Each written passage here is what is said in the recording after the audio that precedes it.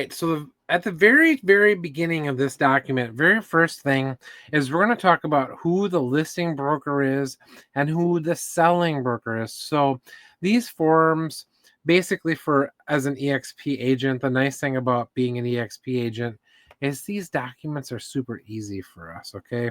And so we use SkySlope at EXP, and so all the documents that we have, if you do the right things, if you have the right policies and procedures in place and you fill things out, I've got a very thorough documented process for how we do a purchase contract, but it will pre-fill a lot of these forms for us. And so I think that's the most important thing to actually start on with this document is as an agent, our ability and responsibility is really to fill out this document and to fill in forms.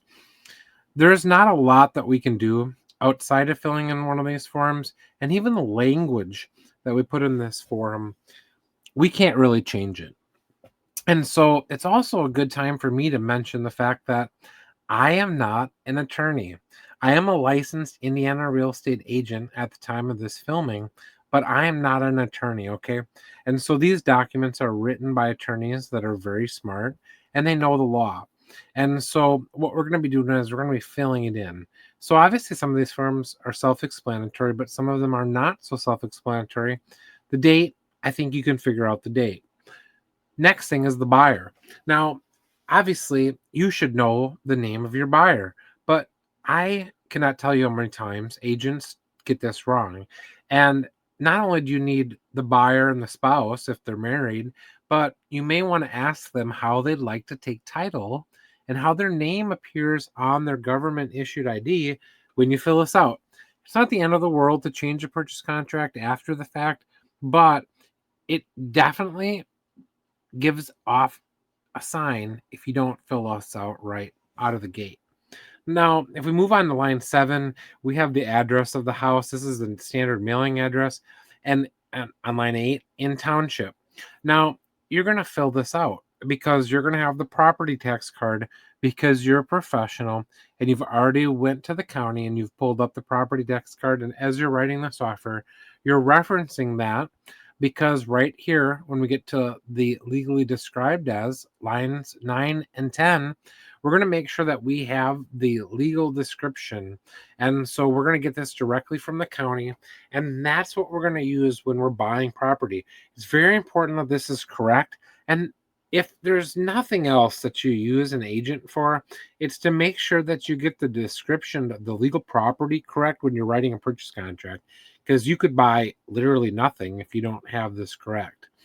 So along with that, from lines 11 down to line 17, this is what's included with the property, and this is the stuff that's attached to the house, that's part of the house. You know, the things that are obvious, the air conditioner, the heater, water softener.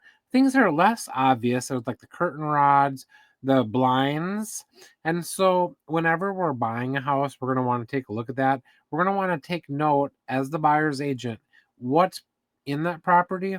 And then I always have on line 17 and line 18 pre-filled in this form. I've already got some basics: the stove, refrigerator, freezer, washer, dryer, the dehumidifier, and then all items listed in the MLS. This is common and very useful knowledge when you're writing a purchase contract to make sure that you include all the items in the MLS. That's another thing that you're going to have saved and printed, and you're going to attach the MLS sheet along with your offer because, of course, you're a professional.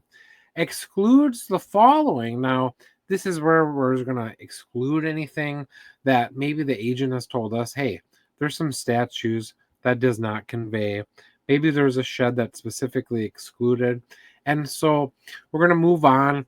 This is the items that are going to come with this property, okay? Without any other written information, we're going to rely upon what's in there, okay? There's not going to be any items unpaid for at the seller at the closing of the transaction. Now, for those of you that are like, Travis, I'm an experienced agent. I've been doing this for 20 years. All items sold shall be paid for. What about those sheds? All those little sheds that people have in their yards? Did you find out if that was fully paid for before you listed the house? I have definitely heard. So it's why it pays attention. It helps to pay attention when you're doing something like this, when you're representing a buyer in the most important purchase of their life. Okay, so now here's the most important thing about buying a home. In Indiana, caveat emptor, buyer beware. The buyer cannot rely upon anything that I say or anything that anybody else says about this property. They need to independently verify everything and do not rely upon what I say about this property. I think that's pretty self-explanatory. We're going to move on to the price. How much are you willing to pay for this home? And this is going to be contingent upon the appraisal if you're using financing typically. And so we'll talk a little bit more about that moving on here. Submission of earnest money, line 39. I don't know how many agents don't understand that we do not tell our buyers how much to submit for earnest money. The amount of money that they submit is typically 1%, but it does not have to be. It could be less. And if a buyer were to offer to submit a large amount of money, I might suggest that they might not want to do that because it may become difficult to get that money back. Even if the listing agent suggests a higher amount, I may advise my buyer to be cautious about that. Typically, I would say about $1,000 is what I would see on a purchase contract for a very serious buyer. Now, moving on, we're going to give 3 to 5 days after the acceptance, and maybe if it's very, very big deal, 2 days. Now, on line 42, I cannot overstate the importance of making sure that on line 42, you select other and you put title company in here. Now, this is a minor detail. However, when I see an agent do this, it tells me that they are operating under the best practices of real estate. The reason being is because we always want a neutral third party to hold that earnest money. If you have the listing agent holding it, they're always going to act for the seller. If the selling agent is the person that's holding the money, that doesn't make sense necessarily either. So use the title company and have them hold the earnest money. Now, earnest money is handled in accordance with Indiana law. There's a code here, IAC 8-2-2. But what you should know about earnest money is unless there's a mutual release of the purchase contract, within 60 days, that's how long it takes under Indiana state law for them to release the earnest money. Okay, so a mutual release of the earnest money is going to be what the title company is going to require for this money to be released. Now, earnest money as an agent, you want to make sure that you have verified the earnest money, that you've got the earnest money check, that you've seen a copy of it, and the title company is going to do all this for you. And it just takes one of those steps out of the process that you have to verify. Now, on line 60, method of payment, pretty important. Obviously, if they're going to buy it with cash, they're buying it with cash. Now, we're going to want to see proof of funds on that cash. Give them a couple days, but if it's a hot property, you're going to want to see that within a day of acceptance. And so you're going to also want to verify that. You're going to want to call the bank. These letters can be forged, of course. And are they going to use an appraiser? Now, we talked about this before. If this house is going to be financed, of course, they're going to have an appraisal. But if the buyer is buying it with cash, they may not want to have an appraisal because that's an out-of-pocket expense that they're going to have. Now, make sure you advise your client about this and tell them you should advise them that they should have an appraisal, but it's not required. Now, new mortgage, if they're going to be using a mortgage, a conventional, insured conventional, FHA, VA, or some other kind of financing, how much of the percent of the purchase price? Is it going to be 97%? Is it going to be 95%? Is it going to be 90%? Is it going to be 80% of the purchase price? The less percent that they're getting financed, the more qualified they are. So this is something, if we're talking to our sellers, that we're going to help them understand that a person that's coming on a conventional mortgage with 80% of the purchase price may be a better buyer under certain circumstances than a person that maybe is asking for seller financing, for example. And so also, is the buyer going to be using or not using down payment assistance? This can become a detail that we need to consider when we're advising our clients. So it needs to be on here, and you need to check one of those boxes. Seller concessions. Are we asking for any seller concessions? We need to indicate that here. Buyer broker compensation, line 77. This is new. This is with the changes with the IAR lawsuit. And so now what we have on here is we're going to be asking for them to pay typically an amount. And then is there going to be an assumption? It's possible that we could be asking to assume the seller's financing. This is rare. I rarely see somebody use line 79 here. Now, on line 80, for those of you that are watching this, can't state how much I appreciate you. This is one of those things that I'm going to give you as something super useful for you as a competitive advantage. If you want to have your person buy a property and it's a possibility that the seller could finance it, you can actually select line number 80, option 6 here, conditional sales contract with a financing addendum, and you can ask for seller financing. So this is a very good option. Could also have another method of payment. I don't know what that may be, but maybe you're going to pay them in Bitcoin. So, time for obtaining financing. Very important that we want this to be done. I asked for 7 days within the acceptance of this agreement. Understand it's probably business days. Could be up to 10 days. And they're going to be wanting to go ahead and they're going to go and they're going to call their bank and they're going to apply for financing. Now, their pre-approval is not the same as applying for financing, and you're going to want to do your due diligence and make sure you're contacting their lender and make sure you're staying in contact with their lender during the process, okay? So, on line 87, in bold, this is really important. Buyer directs lender to order appraisal immediately. Now, for a number of reasons, but as a listing agent in particular, you're going to want to pay attention to this. I have had deals in which the buyer's bank did not order the appraisal right away for whatever reason, but it says it right here in the contract, and we need to make sure that we're enforcing this provision of the contract. Time is of the essence when executing a purchase contract, so we need to make sure that they're doing that because that could hold up the deal. We want to know if there's any appraisal issues right away early on in the deal. Now, no more than, we'll call it 14 to 21 days, we're going to have the completed appraisal and we're going to have all of the things that we need done for financing. And so, again, this is business days. So 21 is really pushing it because you're almost to a month at that point. You're going to be looking at what we're going to talk about on line 94, which is the date of the closing. So normally we're going to put about 30 days on a typical contract on cash. It could be 14 days. We want to allow enough time if there's going to be any kind of inspections or anything going on that may affect the closing, getting title work done. We'll talk about that a little bit more later.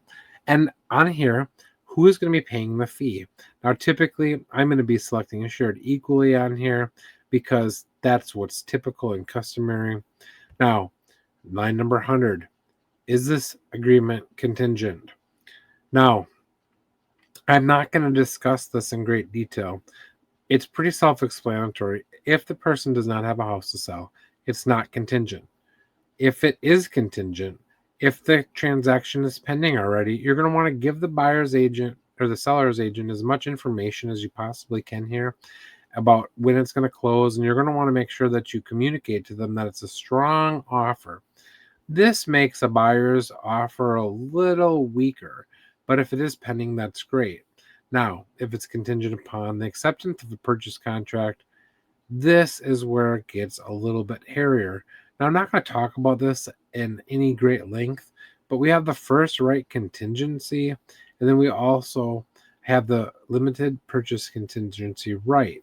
So these are a couple options. It's important for you to understand these two options and A lot of agents get these two things misunderstood. So make sure that you understand how the first right of contingency works.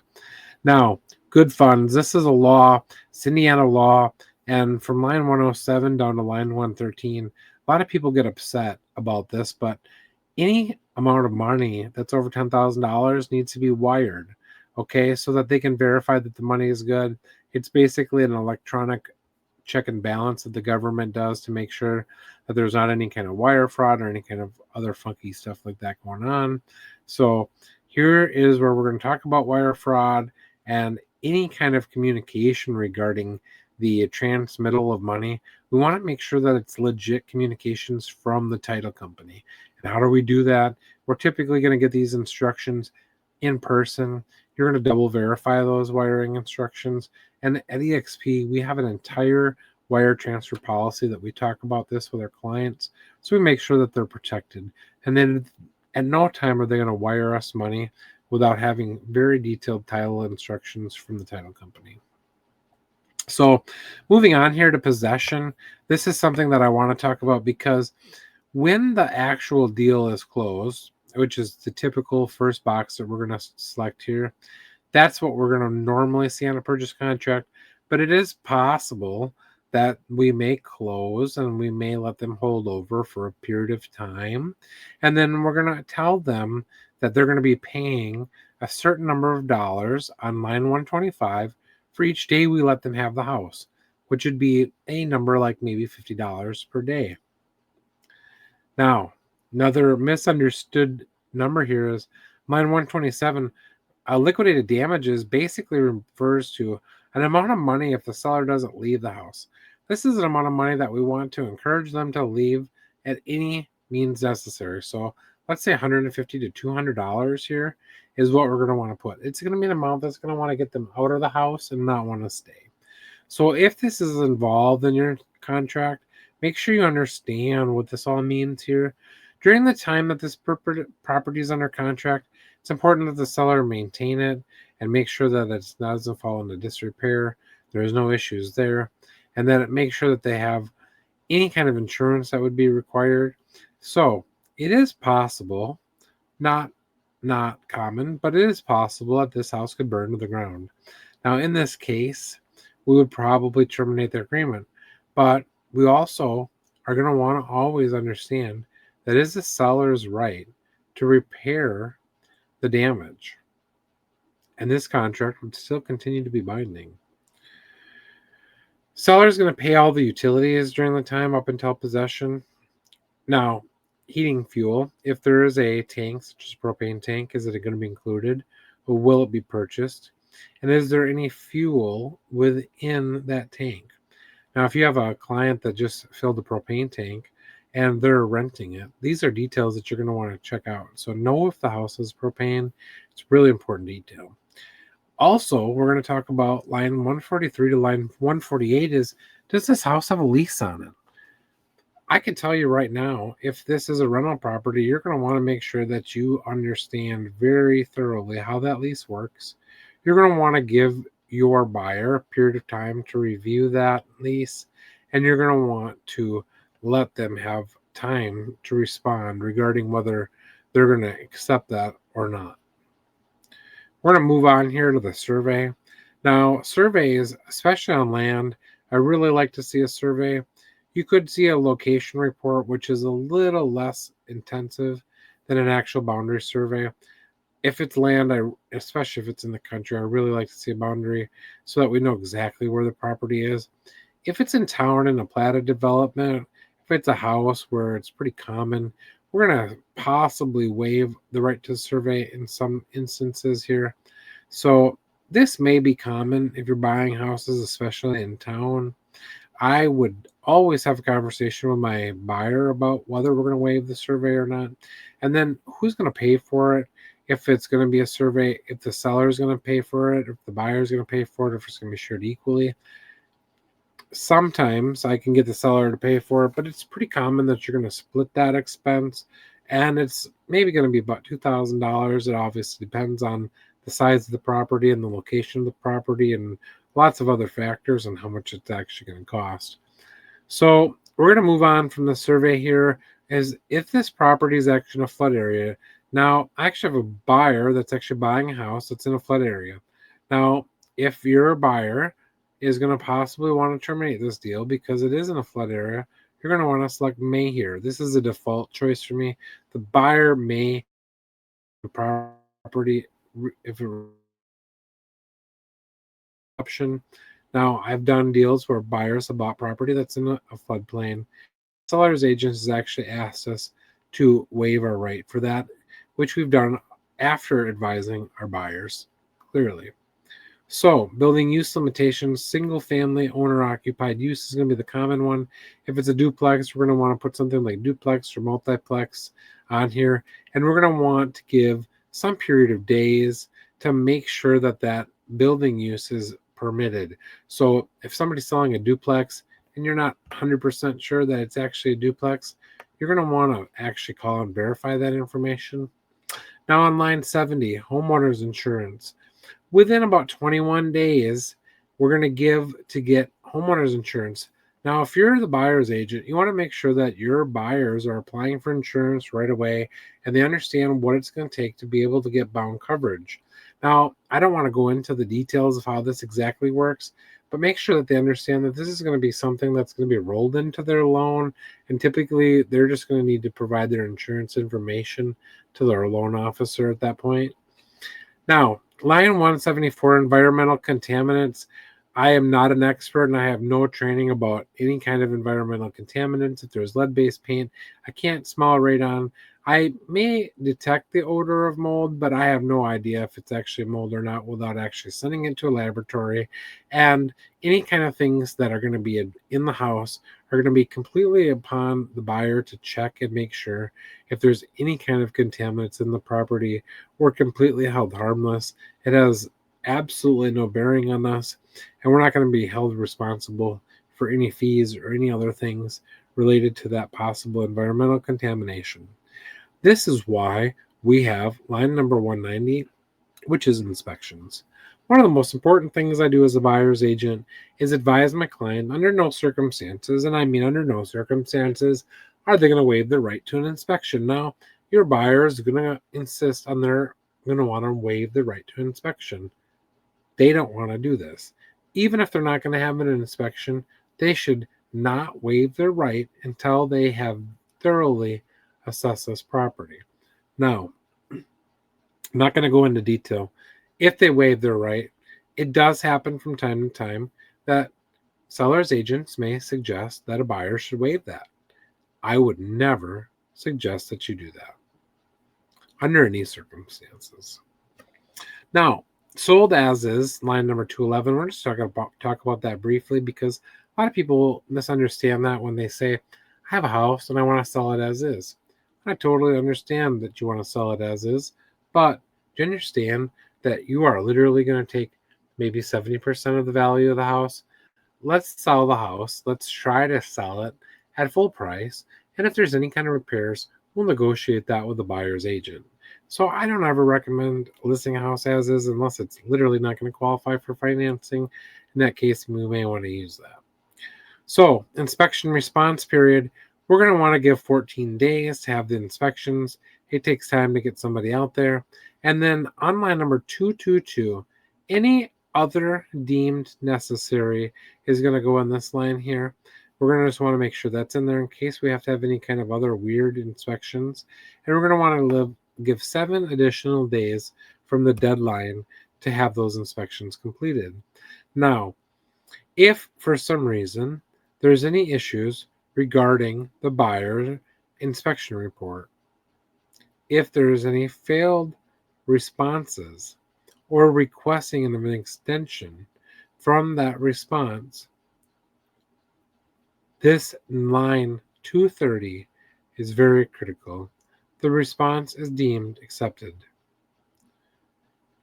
Okay, a timely request for extension is not an acceptance of the inspection response, whether or not granted.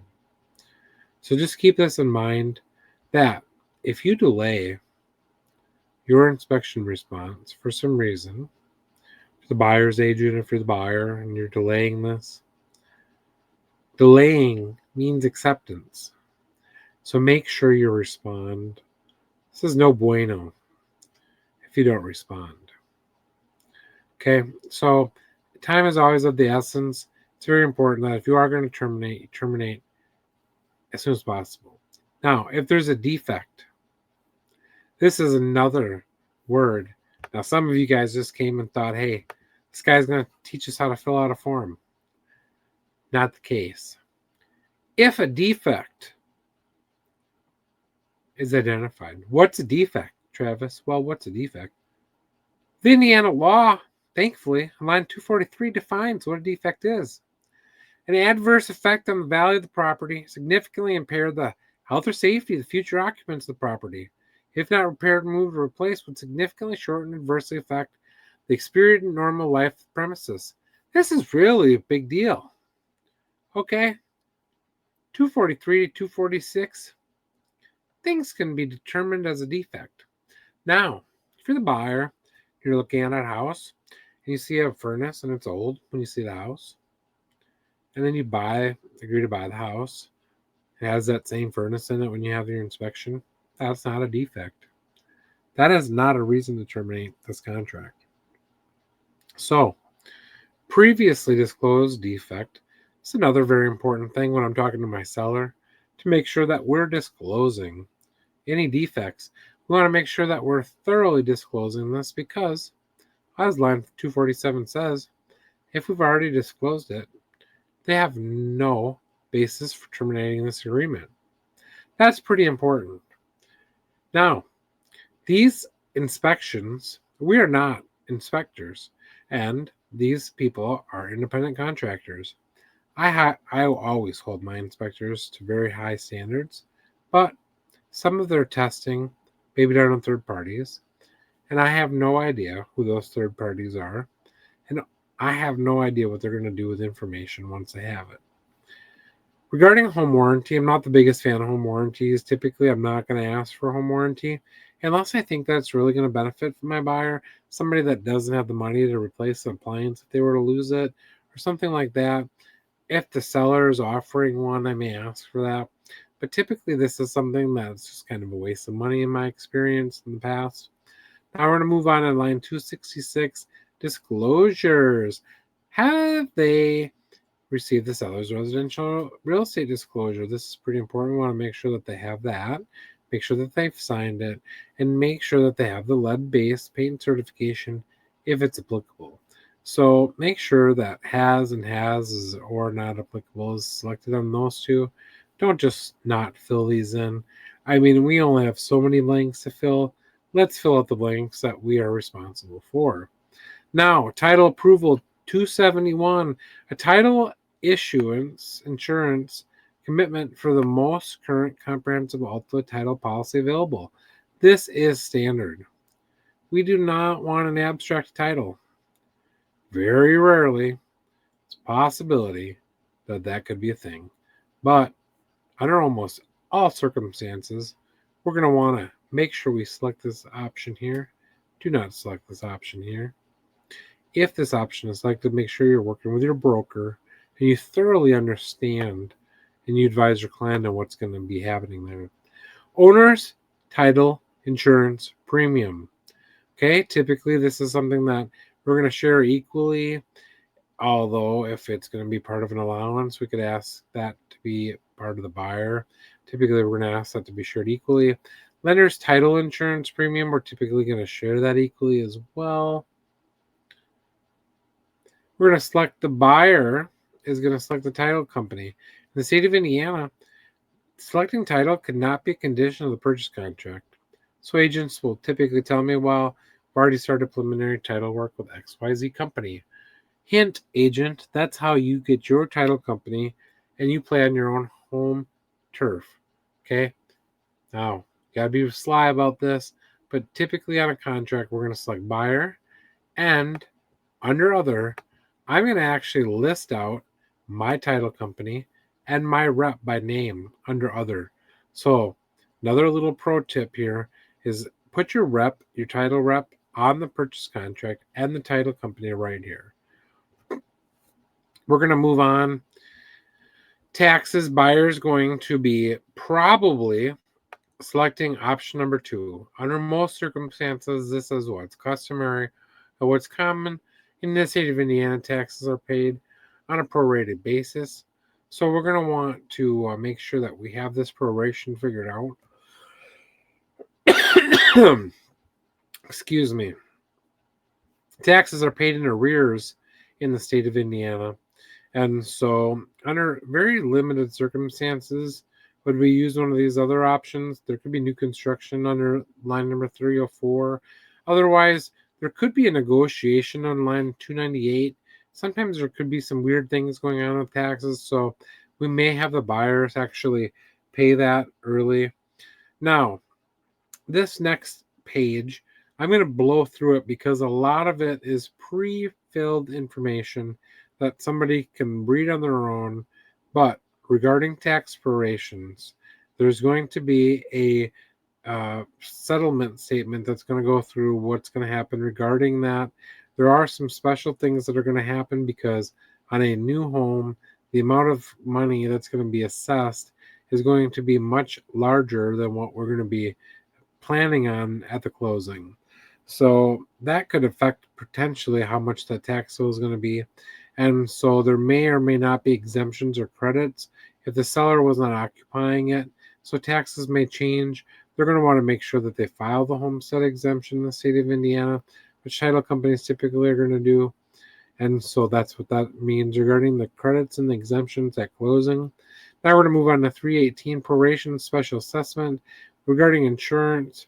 We're going to talk about that just a little bit, but it's all of the information regarding the insurance prior to closing date is going to be basically taken care of. There's not going to be any assessments.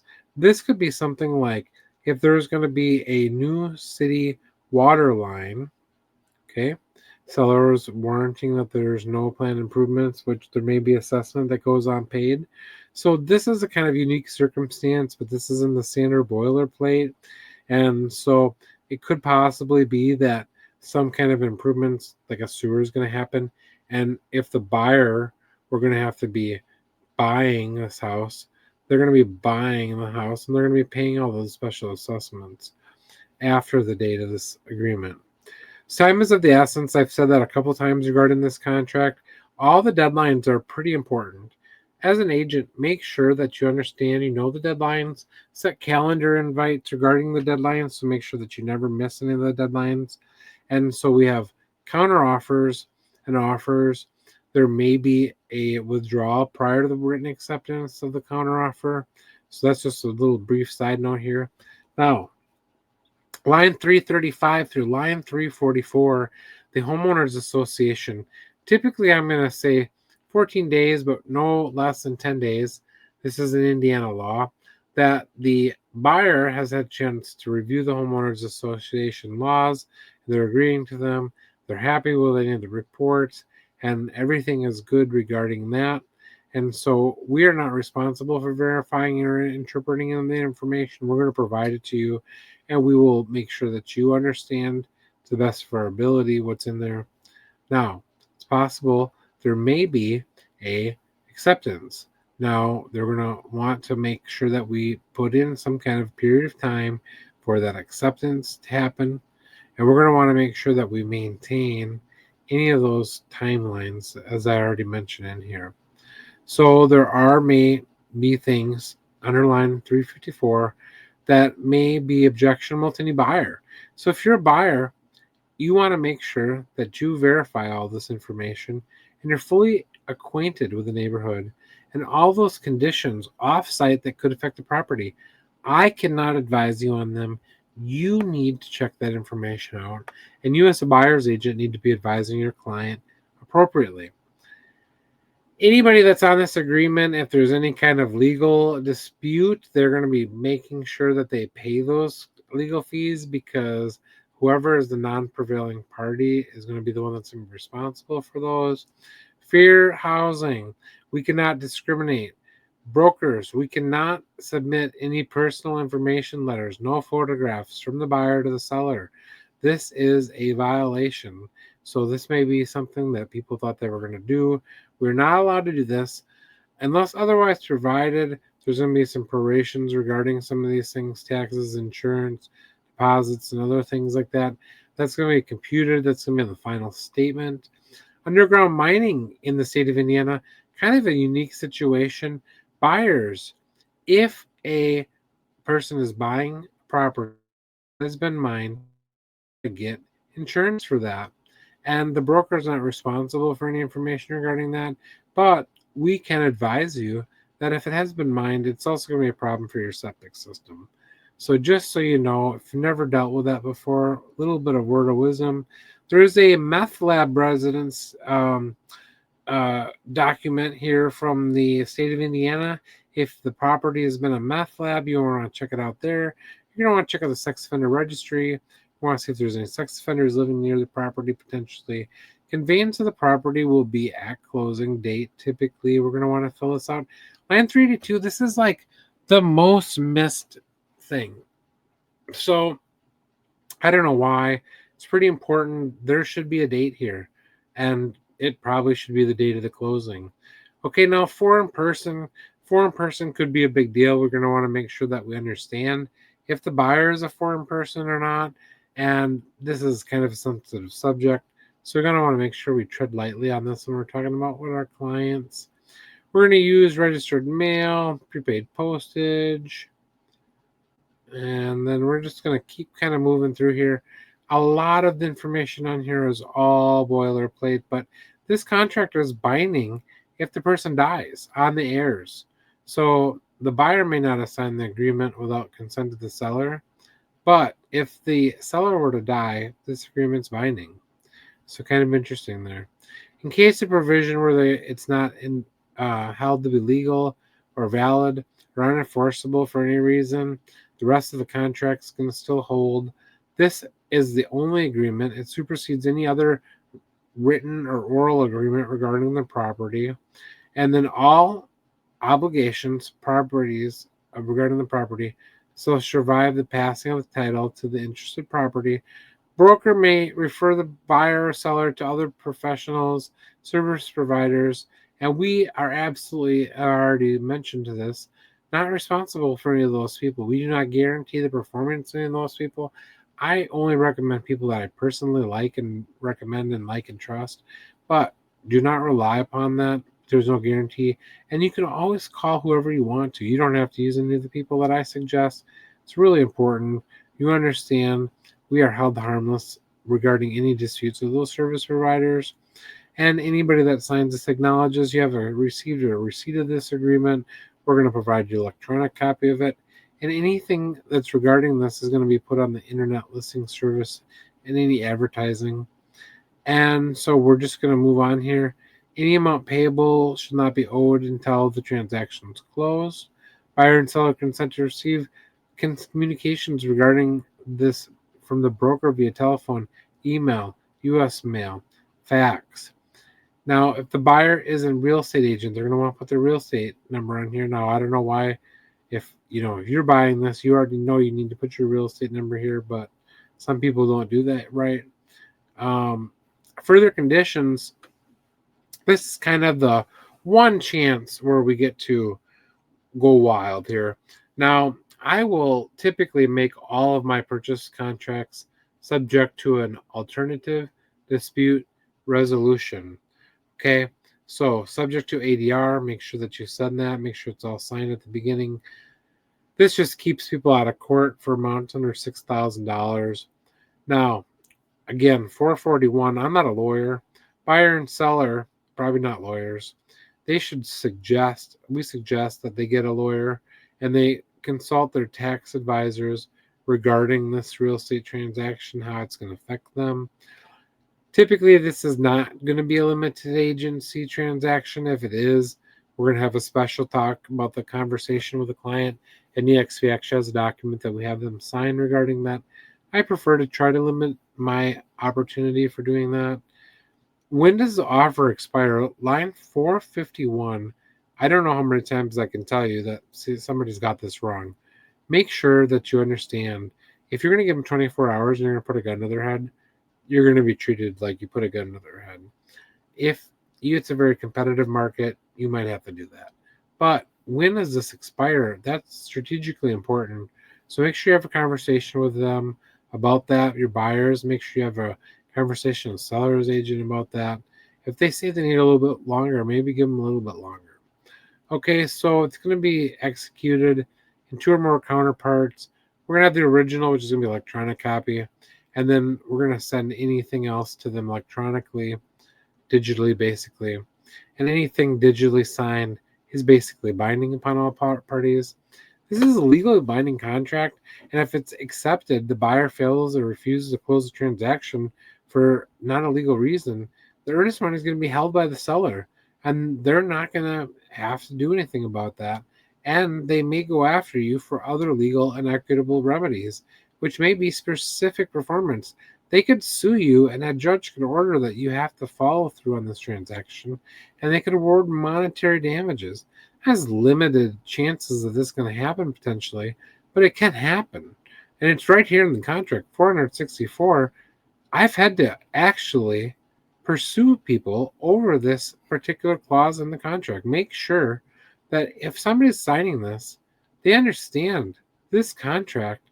They have the legal duty to use all their good faith and due diligence, making sure that they do this agreement. But if they don't, it's a big deal. And so it could be a default. There could be liability for damages, for legal fees. You're going to have your buyer sign there. Any buyers are going to sign. And then on the seller's response, is it accepted? Is it rejected? Is it countered? If you don't get this back,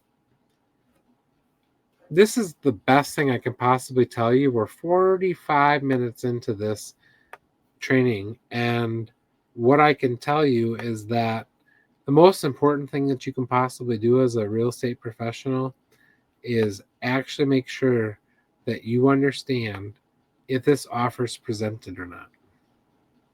Because there's an opportunity here for people to not present your offer potentially. So there's a form. And if you suspect your offer hasn't been presented to the seller, you should find out and make sure that it is. So, with that being said, we are at 45 minutes. I have been through the Indiana offer to purchase contract from, it's 8 pages long, and I have been through it from top to bottom and basically discussed it at length. So if you have any questions regarding this contract, please reach out to me at 260-234-0358. I would love to help you. If you're looking to buy a house, I would love to help you make sure that you fill out this contract and make sure that you're represented. You have the right to be represented, and I think that everybody that's looking to make the biggest purchase of their life should have an agent. Now, next thing that I'm going to mention is if you're an agent and you use a transaction coordinator or you don't thoroughly understand this contract, please reach out to me. I would love to be a resource. I would love to help you master the purchase contract. So, with that being said, I'm going to wrap it up. Thanks for checking this out. I think the next thing we're going to do is a listing contract. So, stay tuned for that in the next week or so. This has been Travis, and y'all have a great night.